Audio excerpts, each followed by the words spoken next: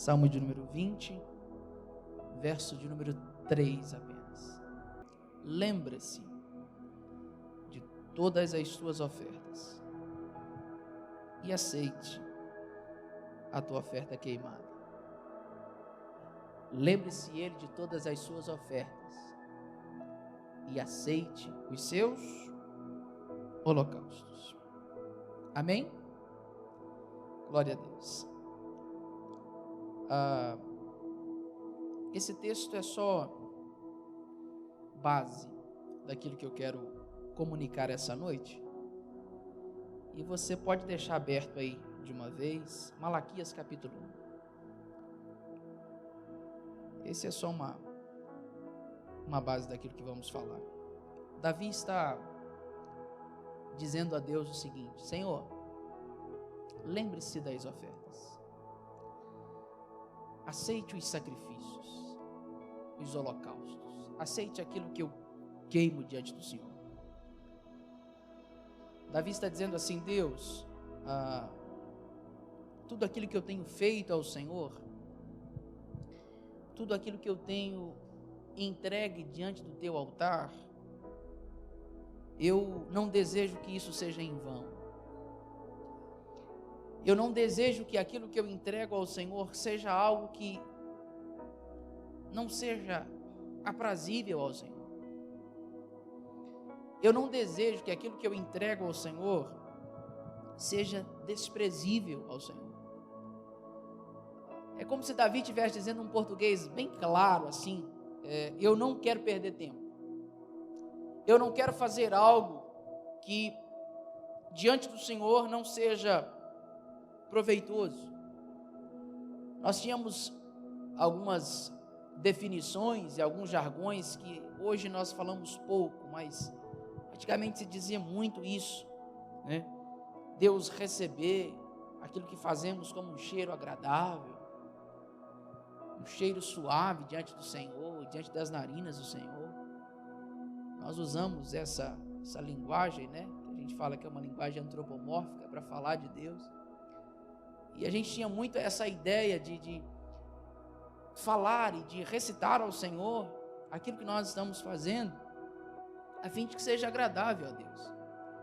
E Davi está falando isso aqui nesse salmo. Ele está dizendo: o meu desejo é que o Senhor se lembre daquilo que eu fiz, daquilo que eu entreguei ao Senhor. Esse é o mesmo Davi que diz: eu não darei ao Senhor aquilo que não me custe. Eu não darei ao Senhor aquilo que não faz para mim, não tem diferença para mim. Eu não quero entregar ao Senhor alguma coisa que Ele olhe e diga: isso é algo qualquer. E por que eu pedi para vocês abrirem em Malaquias capítulo 1? E eu deixo para você esse dever de casa. Leia bem tranquilamente quando você chegar na sua casa. São 4 capítulos só, o livro de Malaquias. Ou amanhã, faça esse favor a você. Se tem um livro que eu posso dizer e afirmar com toda certeza que é um livro extremamente atual, é Malaquias. E é interessante porque Malaquias, o último livro, né? O último profeta do Velho Testamento, não se tem muito o que dizer da vida desse homem, a não ser que o seu nome significa meu mensageiro, mas não tem nada a não ser isso. É interessante, alguns chegam a dizer que Malaquias, na verdade, seja um dos pseudônimos de Esdras, que tenha escrito esse livro. Mas o que eu quero falar com vocês nessa noite, exatamente, vou citar só o capítulo 1, porque é isso que mexeu muito comigo há algum tempo. Malaquias está dizendo, trazendo ao povo de Israel, ao povo de Deus, um peso. Por isso, deixa a sua Bíblia aberta e vá acompanhando comigo, tá? Eu quero ser bem simples com vocês essa noite. A gente precisa entender mesmo a palavra. Malaquias está dizendo que o que ele carrega é um peso. O peso da palavra do Senhor para Israel, por meio de Malaquias. Então, a primeira verdade, e o que ele vai apresentar, o que ele vai começar a dizer a partir de então, ele está dizendo, olha, o que eu vou começar a falar é um peso para o coração de Deus, é um peso para Israel e é um peso para quem vai profetizar, para ele mesmo. A palavra que esse homem vai entregar é uma palavra que traz consigo uma responsabilidade. A palavra que ele traz consigo é uma palavra que tem um nível e uma profundidade para ser entregue àquele povo, ao povo de Deus. A palavra de Deus para Israel é uma palavra muito diretiva. É como se Deus estivesse compartilhando e ele estava do seu próprio coração com Israel. Por isso ele diz o peso da palavra. E é interessante porque Deus começa através de Malaquias dizendo assim, olha, eu vos tenho amado, diz o Senhor. Eu, Israel, tenho amado vocês. E vocês olham e dizem assim, em que o Senhor nos tem amado? Não era Esaú, irmão de Jacó? E disse o Senhor, todavia eu amei a Jacó, e aborreci a Esaú, e fiz dos seus montes e da sua herança dejetos para os dragões do deserto. Primeira verdade que Deus está dizendo, é Deus quem está dizendo, falando do seu amor a Israel. Deus está dizendo assim, Israel, eu amei vocês. Em primeiro lugar, o amor de Deus é um amor declarado. Deus não conjugou esse verbo no passado. Deus não disse assim, Israel, eu amei vocês. Não é isso. Deus está dizendo, eu os tenho amado, isso é presente. O amor de Deus para com Israel é um amor declarado. Nenhuma outra nação foi tão privilegiada, talvez, como a nação de Israel, diante do Deus de Israel. Um povo, e agora a gente tem visto aí os problemas que eles têm enfrentado, mas nenhuma outra nação, Deus olha para eles e diz assim, eu os tenho amado, eu amo vocês, eu estou declarando o meu amor por vocês. É a nação que Deus escolheu, é o povo que Deus chamou para ser seu. Deus chama Israel de sua esposa, Deus chama Israel de povo escolhido, Deus chama Israel de tantas outras características, por quê? Porque esse amor de Deus é um amor que é declarado, é um amor que eles olham e dizem assim, como Jesus disse, né, João capítulo 15, não foi vocês que me escolheram, mas eu escolhi vocês, e posso dizer para você, não tinha uma outra nação na Mesopotâmia antiga, em que Deus pudesse olhar para Israel e dissesse assim, que povo bom. Israel não era um povo rico, Israel não era uma nação tão forte, antes de ser escolhido por Deus, Israel não era um povo que tinha privilégios algum, só que Deus olhou e disse assim, eu amo eles, eu tenho declarado por eles o meu amor. E o que é que Deus fez com o seu povo, a igreja? É um amor que também é um amor declarado. Pastor, por que o amor de Deus por nós é um amor declarado? Porque Ele entregou o seu único filho. Como é que Deus declara o seu amor aos homens? Entregando Jesus.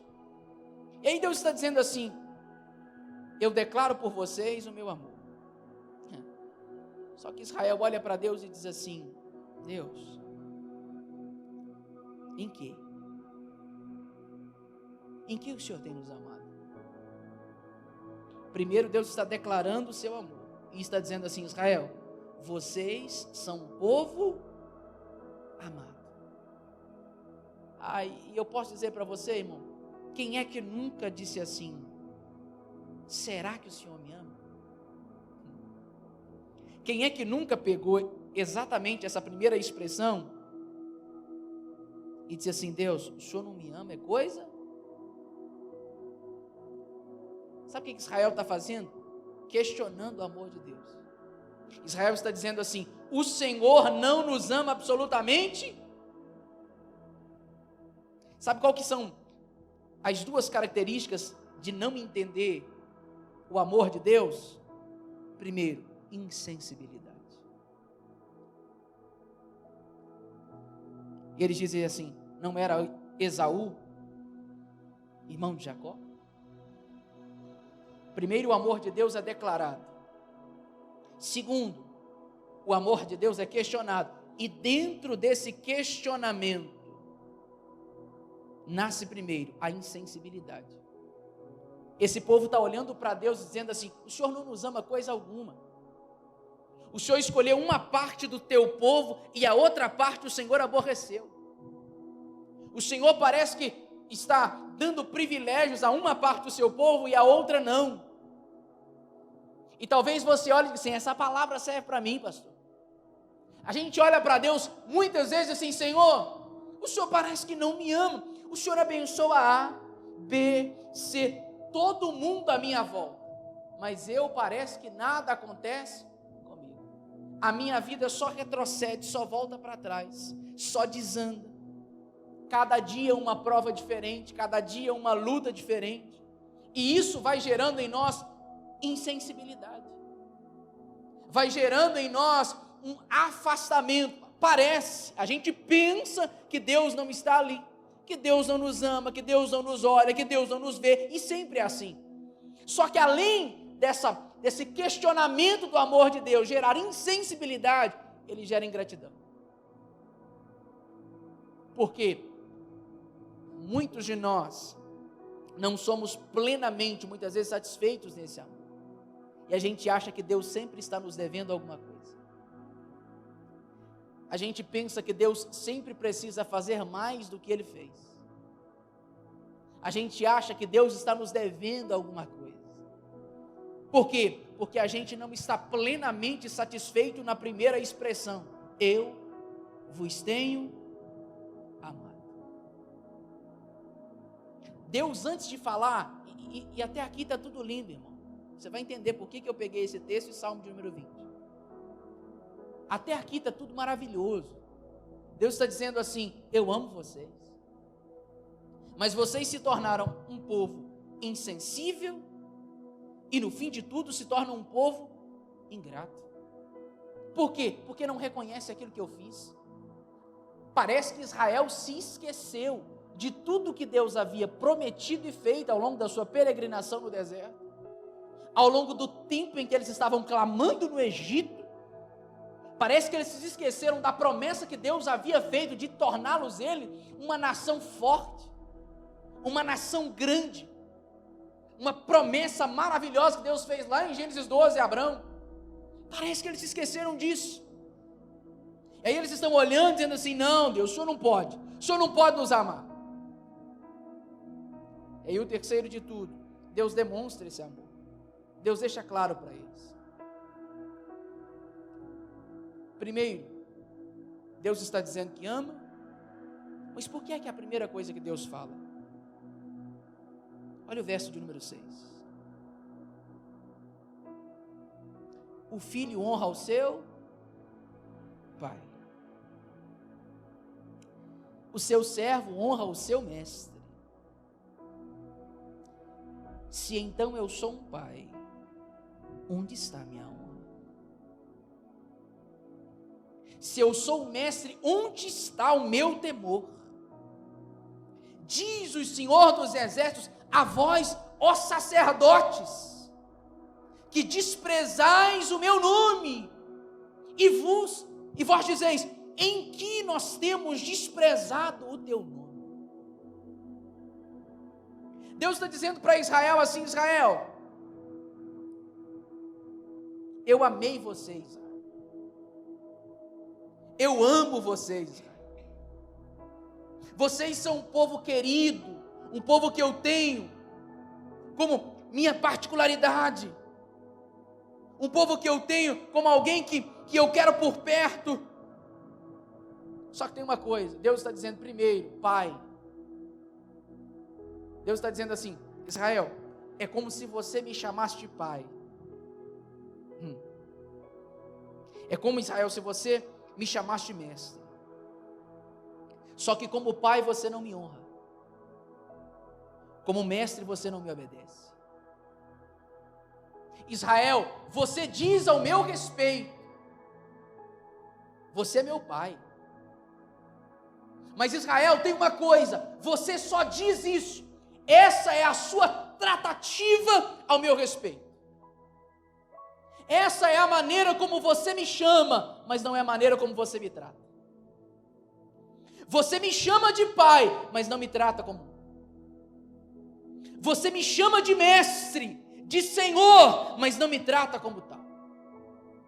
Você diz que eu sou o seu pai, e Deus está dizendo assim, ok, mas onde está a minha honra se eu sou o seu pai, Israel? Ou seja, aquilo que você está dizendo que eu sou para você, você não demonstra nas suas atitudes que realmente eu sou aquilo que você diz, que eu sou para você. A denúncia de Deus aqui, não é só de Malaquias, é muito clara. Ele está dizendo, olha, aquilo que você diz não é uma realidade. Aquilo que você diz não é, na verdade, aquilo que você pratica. Porque o próprio Jesus disse, ele vai repetir uma das profecias, esse povo me honra com os seus,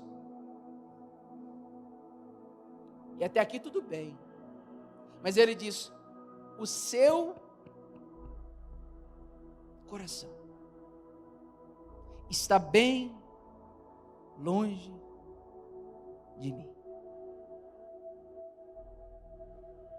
E aí a gente precisa começar a repensar a realidade.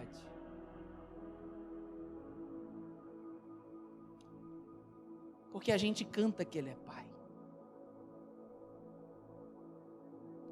A gente declara que Ele é Senhor. A gente diz para Deus que o ama. A gente diz para Deus que o deseja. A gente diz para Deus que Ele é importante. A gente diz para Deus que Ele é o nosso Salvador. A gente diz para Deus um monte de outras coisas, exatamente como Israel estava fazendo.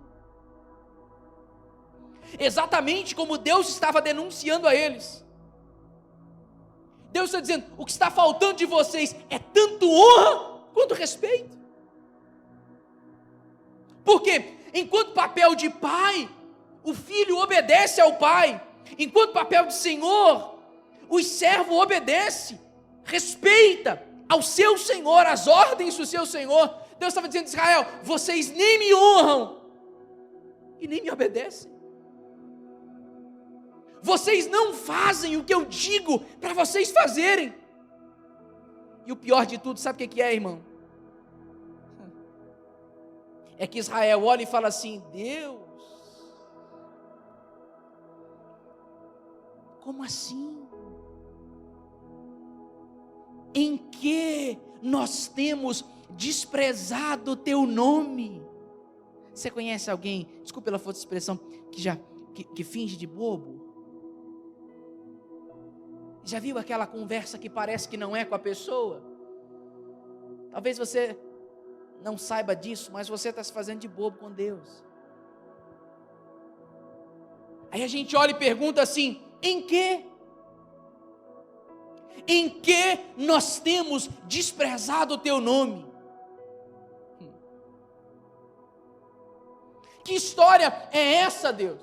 De que nós temos desprezado o nome do Senhor? Aí Deus olha e diz assim, sabe o que vocês estão fazendo? Oferecendo pão profano sobre o meu altar. E estão dizendo, em que nós te havemos profanado? E vocês dizem assim, a mesa do Senhor é desprezível. Deus está dizendo duas coisas para Israel. Israel está perguntando, Deus, como assim a gente está te desprezando? Como assim? Que história é essa? De ser o nosso pai e nosso mestre, e a gente está desonrando, desrespeitando o Senhor. Ele está dizendo, olha, vocês são um povo que fazem a obra de Deus sem andar com Ele. Deus não está denunciando que Israel não está faltando sacrifício. Não é isso que Deus está dizendo. Ele está dizendo: vocês até oferecem pão no meu altar. Vocês oferecem sacrifício no meu altar. E até aí está tudo bem. Só que Deus diz: o pão que vocês oferecem é um pão profano. O que é um pão profano, Deus? Os sacerdotes não entenderam uma coisa. Eles se tornaram profissionais da religião. Eles estavam servindo a obra de Deus sem estar com Deus. Eles tinham se corrompido doutrinária e moralmente. A teologia deles estava desassociada da sua vida. Deus não está dizendo assim: o problema não é que vocês não entregam pão no altar. O problema não é que vocês não vão até o altar. Não é isso. O que Deus está dizendo é: o que vocês estão entregando no altar é profano. Deus está dizendo: vocês estão entrando num nível de apostasia, de falsa doutrina, de um lugar onde vocês não deveriam estar. Vocês estão entregando aquilo que eu não mereço. É por isso que vocês não me honram. Aí eles olham para Deus assim: ah não, Senhor, mas a mesa do Senhor é desprezível, o lugar da gente entregar pão. Pastor, o que é isso? É quando a gente olha para aquilo que é sagrado, para aquilo que é santo, para aquilo que é puro e torna isso como algo banal. Quando é que a gente torna a mesa do Senhor desprezível? Quando a gente vem para um culto como esse e não entende o lugar que a gente está entrando. Como é que a gente torna a mesa do Senhor desprezível? Quando a gente vem para um culto como esse e acha que a gente veio passar um tempo aqui no cinema. Como é que a gente torna a mesa do Senhor desprezível quando qualquer outra coisa nos rouba da atenção do Senhor? Quando é que a gente torna a mesa do Senhor desprezível? Quando a gente vem para o culto, quando a gente acha que a gente está vindo para uma colônia de férias. Quando a gente não teme mais o que a gente entrega na mesa do Senhor. Quando é que a gente torna a mesa do Senhor desprezível? Quando a gente toca no pão e no corpo de Cristo sem percepção do que é o corpo de Cristo. Quando é que a gente torna a mesa do Senhor desprezível? Quando aquilo que a gente canta não é aquilo que a gente vive. Quando é que a gente torna a mesa do Senhor desprezível? Quando o levantar das nossas mãos, o entregar das nossas ofertas é puro formalismo religioso.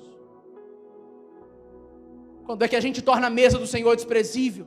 Quando a gente vem para um lugar como esse e a gente não teme mais a santidade nem o peso da palavra de Deus. Quando é que a gente torna a mesa do Senhor desprezível? Quando a gente acha que ouvir a palavra de Deus é como ouvir uma palestra qualquer. Quando é que a gente torna a mesa do Senhor desprezível? Quando a nossa religião é só mera religião.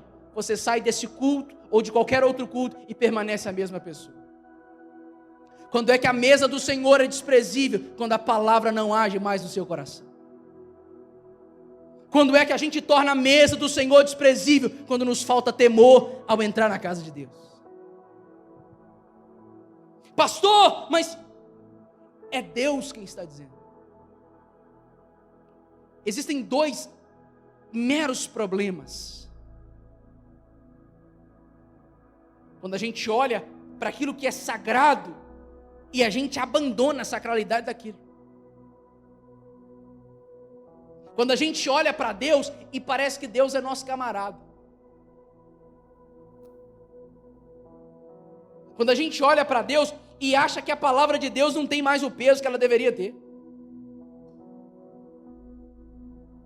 Pastor, o que nós estamos nos tornando? Formalistas.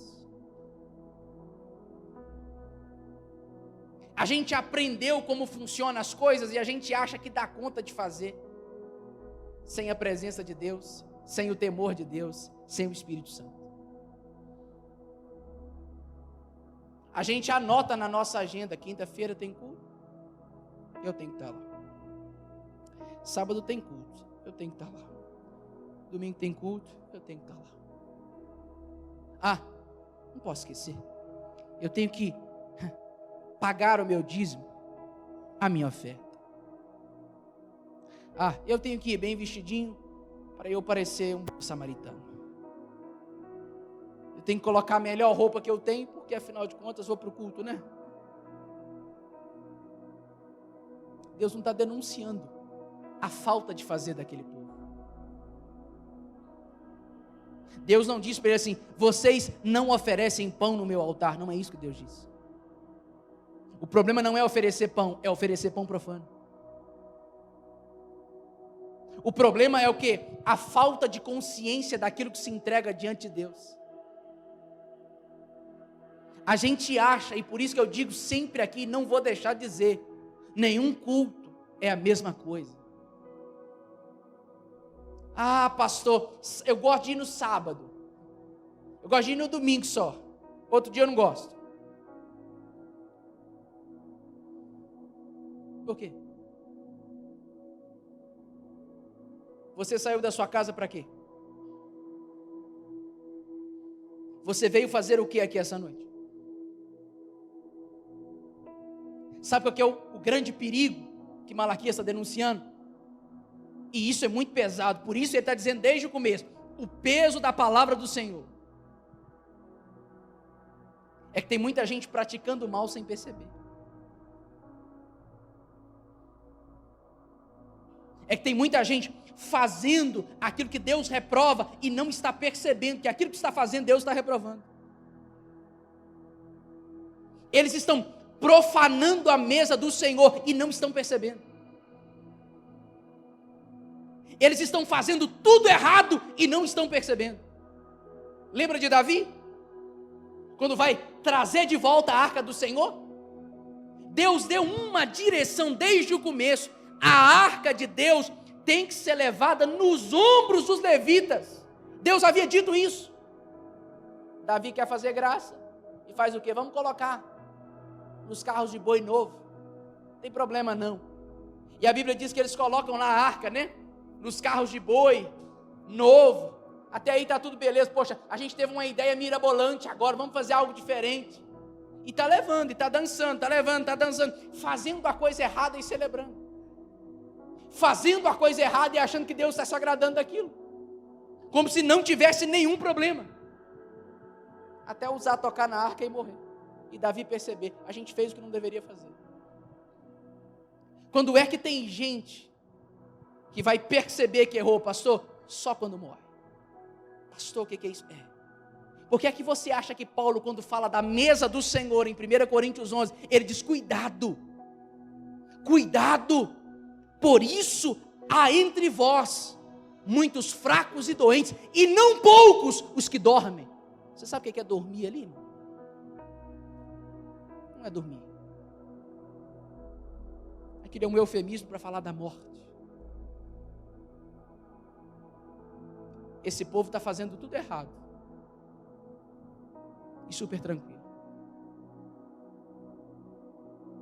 Está tudo bem, Senhor. Em que nós temos desprezado o Teu nome? Qual é o problema da gente chegar e sabe o que significa essa pergunta? Dizer para Deus, em que nós temos desprezado o Seu nome? O primeiro perigo deles era praticar o mal e não perceber que estavam praticando. E eu não sei se o segundo é pior do que o primeiro. Além de fazer tudo errado, não aceitam aquilo que Deus está dizendo. É um povo que tem o seu coração fechado para a repreensão divina.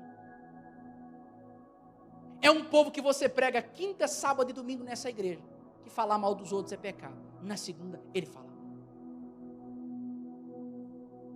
É um povo que você prega quinta, sábado e domingo. Você precisa cuidar da sua casa. Na segunda-feira, ele esquece tudo que você disse aqui ao longo de 3 cultos.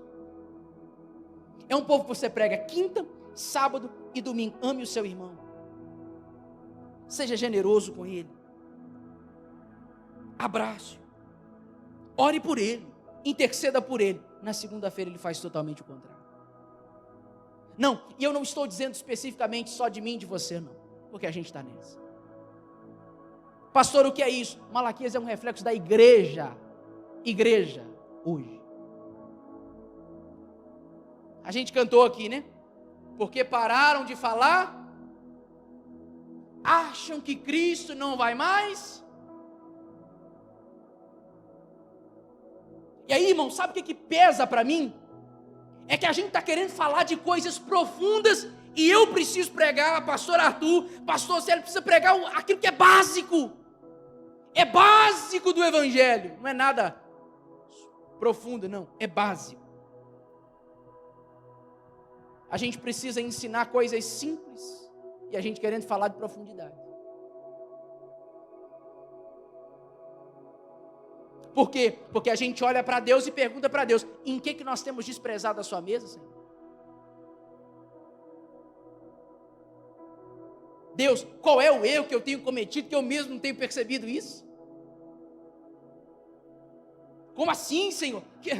De onde o Senhor tirou isso? Que ideia é essa?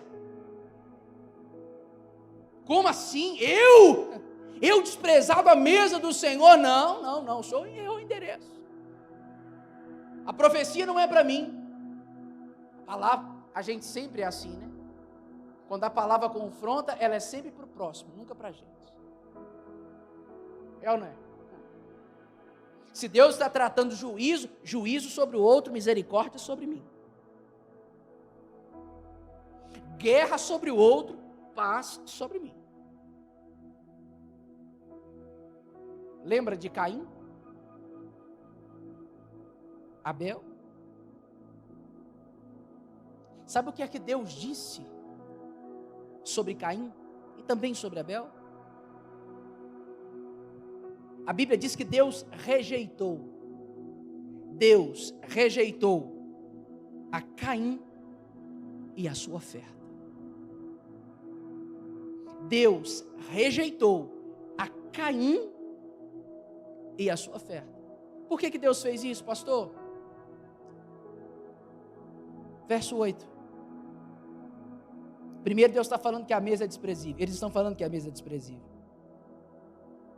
Verso 8. E se ofereceis o cego para o sacrifício, isso não é mal? Se ofereceis o coxo ou o enfermo, isso não é mal? Agora faz um favor, oferece-o ao teu governador e veja se ele se agradará contigo ou ele aceitará a tua pessoa, diz o Senhor dos Exércitos. Deus está dizendo assim: Israel, eu vou falar com vocês exatamente como eu fiz e falei com Caim lá atrás. Sabe o que esses caras estavam fazendo? Chegavam diante de Deus, pensa nos animal feio, ruim, cego, manco, coxo. Eles olhavam para Deus e diziam assim: Deus, a gente trouxe para o Senhor. Deus, essa é a sua oferta. Deus, esse é o seu culto. Isso aqui eu separei para o Senhor. Aí Deus está retornando lá e está lembrando a eles. Porque o que Deus fez com Caim? A Bíblia diz que primeiro, antes de Deus rejeitar a oferta de Caim, Deus rejeitou o próprio Caim. Sabe o que a gente precisa entender? Antes de Deus olhar tudo que você entrega, antes de Deus aceitar tua oferta, ou Ele aceita ou Ele rejeita você. Antes de Deus aceitar o seu culto, ou Ele aceita ou Ele rejeita você. Não vem achando que você vai chegar aqui e entregar para Deus qualquer coisa. Esse animal coxo, cego, manco, enfermo para o sacrifício, está tudo bem. É Deus quem pergunta: ei, isso não é mal? Ou seja, como vocês podem me entregar alguma coisa nesse nível e achar que está tudo bem? Como é que vocês podem achar que o culto que vocês me entregam desse jeito é um culto bom? Como é que vocês podem achar que a vida que vocês estão levando está tudo bem? Como que vocês podem achar que o dia que vocês vivem aos seus prazeres, aos seus quereres, da maneira como vocês vivem, aí na quinta-feira o nosso formalismo religioso entra em ação, no sábado, no domingo a gente vem entregar alguma coisa para Deus, eu estou olhando e falo assim, eu não vou aceitar isso. Você vive a sua vida na segunda, na terça, na quarta, na sexta-feira, do jeito que você quiser, chega aqui na quinta-feira, no sábado, no domingo, com a sua cara lavada, dizendo, Deus, isso aqui eu trouxe para o Senhor. Ele está dizendo, não aceito, não quero, isso não é para mim. Só que a gente acha muito normal a ideia de que Deus está aceitando tudo, de que Deus está à vontade com o nosso sacrifício ruim. Pastor, quando é que a gente oferece para Deus um animal, um sacrifício, coxo ou enfermo? Quando é, pastor, que a gente oferece para Deus o cego para o sacrifício? Quando é? Quando você é irreverente ao entrar dessa porta para dentro.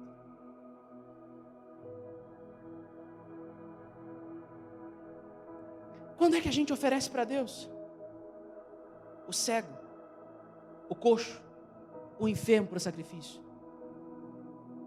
Quando você acha que você vai encontrar com um famoso e não com o Rei dos Reis, Senhor dos Senhores. Quando é que você entrega para Deus o cego, o coxo, o enfermo? Quando você vem para cá, e enquanto os louvores estão acontecendo, você está em Nárnia. Quando é que você entrega para Deus o cego, o coxo, o enfermo? Quando você tira a sua atenção da presença de Deus e se coloca nos seus outros ídolos. Quando é que a gente entrega para Deus o cego, o coxo, o enfermo? Quando a gente vem para cá preocupado com quem vai pregar, com quem vai cantar, porque a gente criou postes ídolos nos nossos cultos. Quando é que a gente entrega para Deus o cego, o coxo, o enfermo? Quando a gente vem para um culto como esse, e qualquer notificação que toca no seu telefone, você se desliga de tudo e começa a ligar aqui. Quando é que a gente entrega para Deus o cego, o coxo, o enfermo? Quando a gente vem sem expectativa nenhuma da presença de Deus. E a gente pergunta assim, Deus, como é que a gente tem desprezado o teu nome? Como? Como é que eu tenho desprezado o seu nome, se eu sou um cara tão bacana? Deus, como é que eu tenho desprezado o seu nome, se eu venho quinta, sábado e domingo na igreja? Deus, como é que eu tenho desprezado o seu nome? O senhor sabe, né? Eu sou um cara bom pagador, eu pago as minhas contas. Como é que eu tenho desprezado o teu nome, Deus?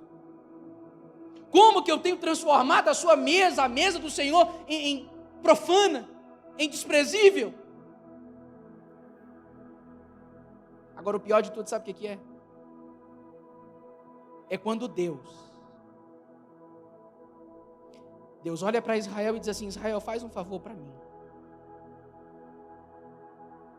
Vai no governador e oferece.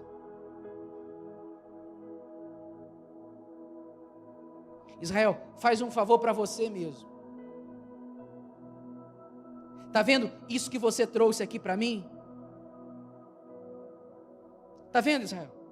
Esse aqui, esse cego, coxo, enfermo que você trouxe, faz um favor, Israel.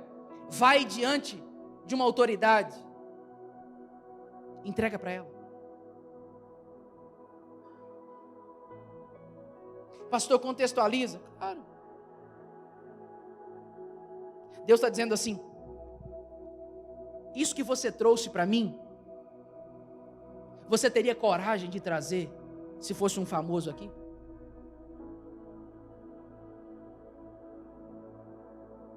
Isso que você trouxe hoje para entregar para Deus e está entregando. Isso, exatamente isso que você trouxe. Ah, pastor, não trouxe nada.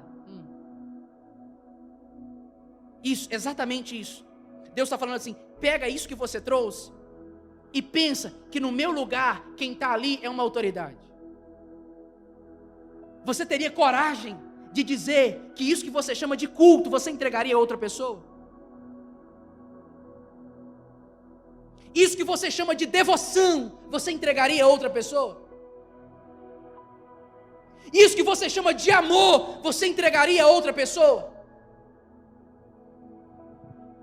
Isso que você chama de intimidade, você entregaria a outra pessoa? O que você diz que é para Deus, se fosse você recebendo, você receberia isso?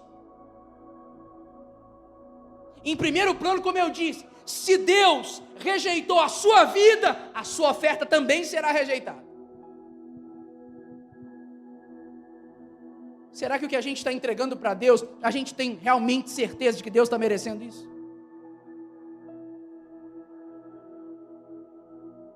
Será mesmo que a gente tem coragem de entregar para alguém? Sabe o que Deus está fazendo, irmão? Ele está se comparando, e entenda isso, se comparando com uma autoridade, com um governador, um rei, para que Israel tente entender o que é que eles estão entregando para Deus. Para que Israel pare um pouco e diga assim, poxa, parece que, mas e se fosse outra pessoa qualquer? E se o que eu estou entregando para Deus não fosse para ele, fosse para outra pessoa, será que outro qualquer aceitaria isso?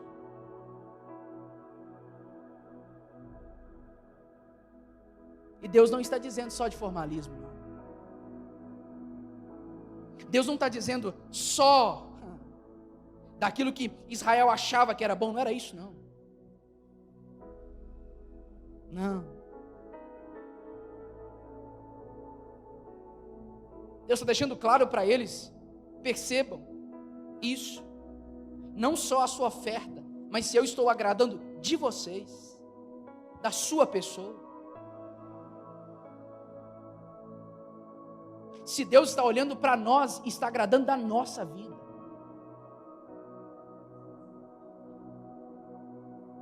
Deus está chamando a atenção aqui, primeiramente, antes de falar no capítulo 2, aos sacerdotes.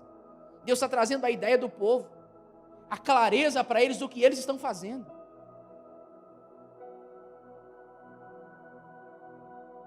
A gente precisa, irmão, ter reverência diante de Deus.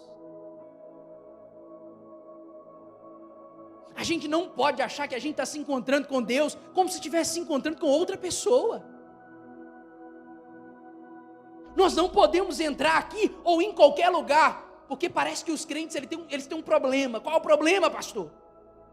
Quando eles chegam dentro da igreja, ativa, parece que tem um botão que a gente pisa lá na porta. Opa, entrei na igreja. Aí parece que quando a gente entra daquela porta para cá, a gente toma consciência da presença de Deus. Só que tem uma coisa. A presença de Deus que está aqui e agora, está com você em qualquer lugar onde você estiver.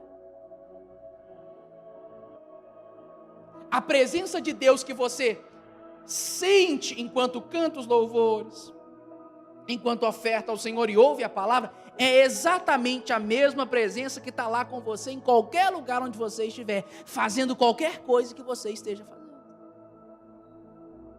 Por isso Deus se preocupa mais com a nossa vida do que só aquilo que a gente entrega. Por isso que Deus ou vai rejeitar a sua vida ou recebê-la antes da sua oferta. Porque eu não ando com você 24 horas por dia, mas Deus conhece cada passo que você deu nesse dia. Eu não estou com você, minha esposa não está comigo o dia inteiro, nem eu com ela. Só que quando ela abre o olho, eu abro o olho, Deus está lá do meu lado. Deus está do seu lado.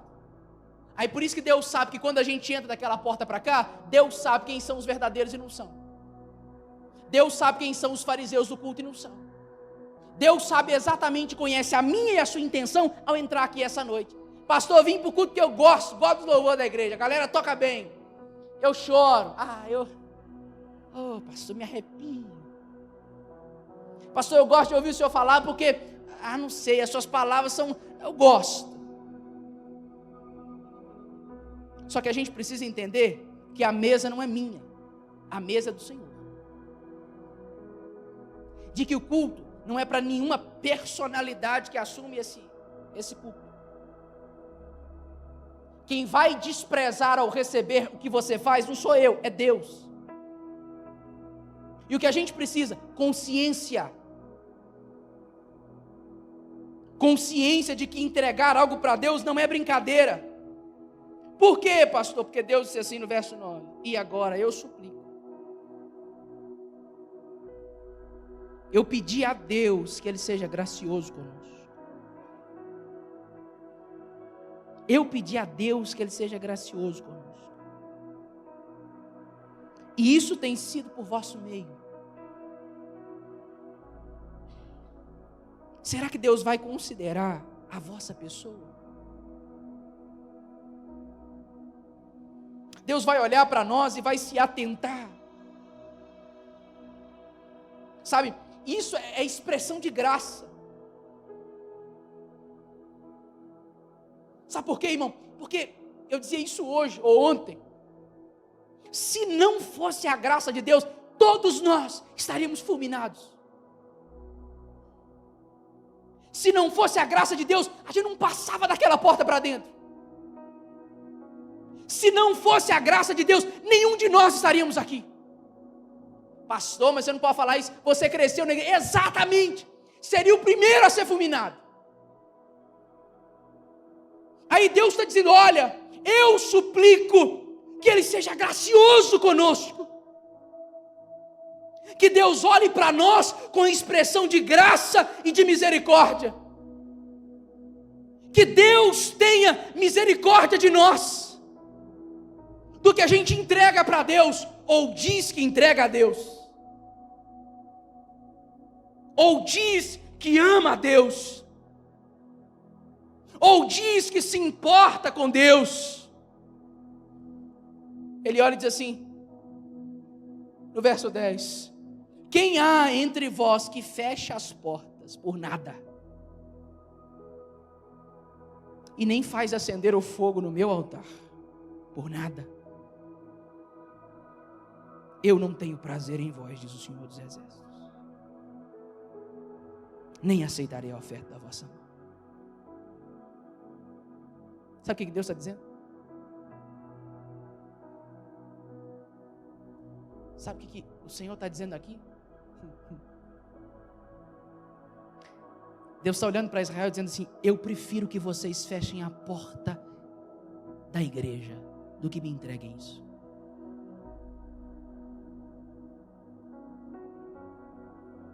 Eu prefiro que vocês não venham cultuar do que digam para mim que estão entregando isso aí.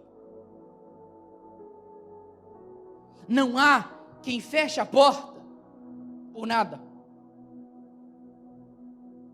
Eu prefiro que vocês não digam que vão me entregar alguma coisa do que me entreguem exatamente isso que vocês estão planejando entregar.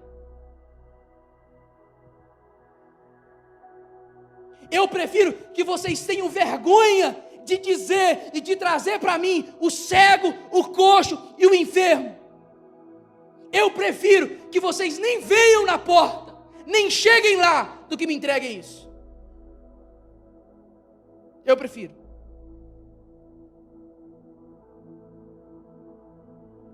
Eu prefiro que vocês tenham percepção, Israel, de que isso que vocês estão me entregando é sobra,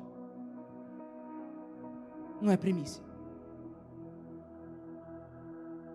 Eu prefiro que vocês tenham a consciência de que eu não quero aquilo que restou para vocês.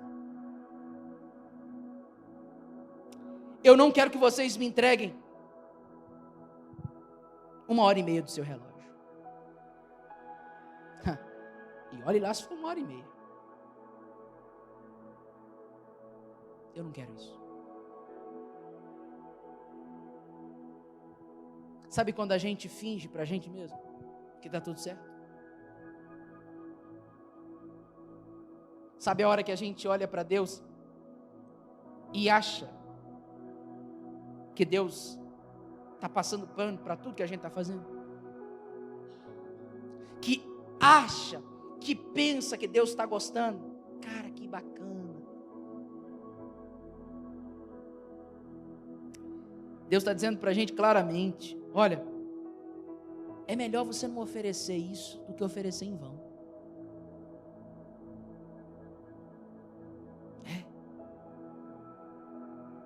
E que dor ouvir isso de Deus. De Deus olhar para a gente em pleno século 21 e se tornar uma palavra dessa tão atual, tão clara, e dizer que a gente precisa pensar se o que a gente está oferecendo para Deus é para Deus mesmo.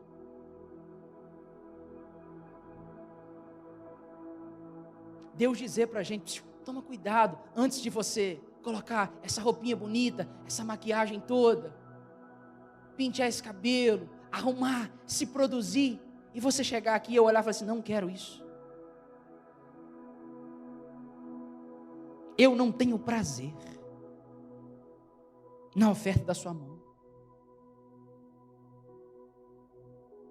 Isso não me serve. Isso não é para mim. Ah, pastor, mas isso é pesado. Eu sei. Eu sei. Agora, eu gostaria que você pensasse e refletisse nisso. Se Deus está te aceitando. Não vim dizer para você, irmão, que agora é só vitória, é só bênção. Eu não sou desses.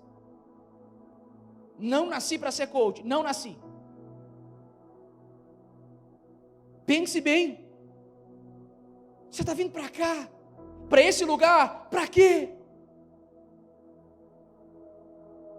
Será que Deus está olhando para nós e diz assim: ei, eu aceito isso?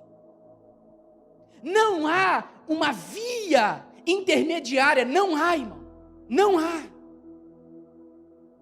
Deus não recebe meia parte do nosso culto e a outra parte ali, não. Ou Deus está nos aceitando, ou Deus está nos rejeitando. Ou Deus aceita o seu louvor, ou Ele rejeita o seu louvor. Ou Deus aceita a sua vida, ou Ele rejeita a sua vida. Ou você para Deus é cheiro suave e agradável, ou é cheiro de morte. Não há meio termo. Por isso Deus está dizendo: não transforme a minha mesa em desprezível. É como se Deus gritasse da eternidade: igreja, devolva a minha honra. Devolva a minha honra que vocês tomaram, que vocês pegaram para si, os ídolos que vocês levantaram, no coração de vocês, no culto de vocês, na vida de vocês. É Deus quem está requerendo para si a honra que é dele. É Deus quem está requerendo para si, não é qualquer coisa, não é qualquer sacrifício, não é qualquer meias palavras que a gente entregue para Ele. Não é o dilacerado, não é o enfermo, não é a sobra do seu dia, o resto para Deus. O que sobra eu entrego para Ele, volta para Ele. Não é isso. Pastor, por que é que não é isso? O verso 14 ele diz: mas maldito seja o enganador, que tendo macho no seu rebanho, promete e sacrifica ao Senhor uma coisa corrupta. Maldito seja o enganador, que tendo macho no seu rebanho, promete e sacrifica ao Senhor uma coisa corrupta. Sabe o que Deus está dizendo? Vocês têm condição de ofertar o melhor. Deus está dizendo: se eu olhar para vocês agora, eu sei que vocês têm condição de entregar algo melhor que isso. Vocês têm macho no seu rebanho. Vocês têm condição de fazer exatamente aquilo que eu pedi a vocês para fazerem. Só que vocês prometem e sacrificam ao Senhor uma coisa corrupta. Que é isso, Deus? Ainda que eu sei que vocês têm capacidade de entregar o melhor, ainda que eu sei que vocês têm capacidade de entregar a Deus algo mais do que isso, vocês ainda prometem e ainda entregam aquilo que é corrupto ao Senhor. Só que Deus diz porque que Ele não quer qualquer coisa. Deus diz porque que Ele não quer as coisas que a gente entrega para Ele. Ele diz: pois eu sou um grande rei, diz o Senhor dos exércitos, e o meu nome é temível entre os pagãos. Pastor, por que aqui não dá para chegar aqui para Deus e entregar aquilo que a gente está entregando? Aí Ele olha e diz assim: ei, igreja pentecostal liberta para servir Jesus, qual a consciência que vocês têm que ter de que eu sou um grande rei? Não, você não entendeu isso aqui. Ele não está dizendo assim, eu sou, começa a autoridade do verso 8. Eu sou como o governador do verso 8 que eu disse para vocês, tentem oferecer para ele alguma coisa. Não é isso que ele está dizendo. Deus, por que é que o Senhor não quer receber qualquer coisa? Aí ele diz: eu sou um grande rei, diz o Senhor. O meu nome é temível entre os pagãos. Diante de um rei, você não entrega qualquer coisa. Você não vai chegar diante de um rei e dizer assim: olha, rei, eu trouxe para você essa sobra. Rei, eu trouxe para você o restinho que eu tenho lá, dos meus sacrifícios, do meu rebanho, da gordura. Você acha que um rei aceita isso? Quando Jesus, ele nasce, o que é que levaram para ele na manjedoura? O que é que entregaram? Alguém poderia olhar e dizer assim: por que é que esses caras estão entregando para ele ouro, incenso e mirra? É só um menino que acabou de nascer. É só um menino que veio à vida. Que importância é essa que esse menino tem para ser entregue a ele ouro, incenso e mirra? Aqueles homens entenderam que ali não nascia simplesmente um menino, nascia ali um rei. E para o rei você não entrega qualquer coisa. Não. Pastor, o que o Senhor está dizendo, o que Deus está dizendo para nós essa noite? Consciência. Você está na presença do rei. Você está na presença do rei. Rei tem trono. Nós cantamos aqui onde é que ele está sentado. Posso dizer para você, ele não vai levantar do trono à toa. Ele não vai se inclinar para ouvir qualquer coisa. Ele não vai. Ele não vai respirar qualquer adoração. Não. Ele não vai fazer isso. Ele não vai fazer ou se manifestar só em qualquer ambiente. Não é isso. Ele mesmo diz: eu habito no meio dos louvores do meu povo. Esse rei não se manifesta em qualquer lugar. Esse rei não recebe a adoração de qualquer um, porque não é todo mundo que adora. Esse rei não entrega a sua coroa a ninguém. Pelo contrário, lá no céu é os anjos que estão entregando as suas coroas diante dele nesse exato momento. Pastor, o que nós precisamos voltar a ter? Consciência da presença do rei. Para quê? Para que você não chegue aqui e entregue para ele as suas sobras, achando que ele está recebendo isso. Achando que Deus está aceitando qualquer coisa. Esse culto de sacrifício cego, enfermo e manco. Que o Senhor nos dê consciência da presença dEle, da sua santidade, da sua realeza. Eu queria que você ficasse de pé, eu quero orar com você.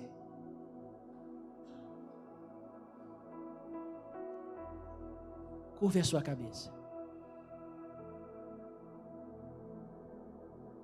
Não peça nada a não ser perdão.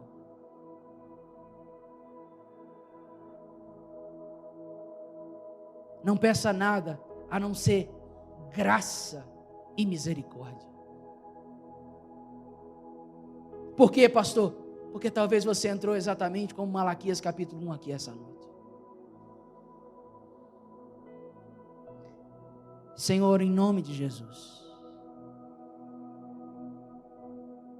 que o Senhor se manifeste para com a nossa vida com misericórdia e graça. Recebe, Senhor, a nossa vida. Recebe, Senhor, a nossa vida para que o Senhor receba a nossa oferta. Nós nos arrependemos de não entregar ao Senhor ou de entregar ao Senhor um pão profano. De entregar ao Senhor animais mancos, cegos, enfermos, coxos. De entregar ao Senhor diferente daquilo que Davi disse, algo que não nos custe. Senhor, lembra das nossas ofertas, aceita os nossos sacrifícios, aceita a nossa vida diante do Senhor. Pai, dê consciência a essa igreja, a essa comunidade local, de que o Senhor é um grande e o grande Rei, de que o nome do Senhor é temível entre os pagãos, de que o nome do Senhor é temível entre todas as nações, de que chegará um dia de que todo joelho se dobrará e confessará que o Senhor é o Rei dos Reis.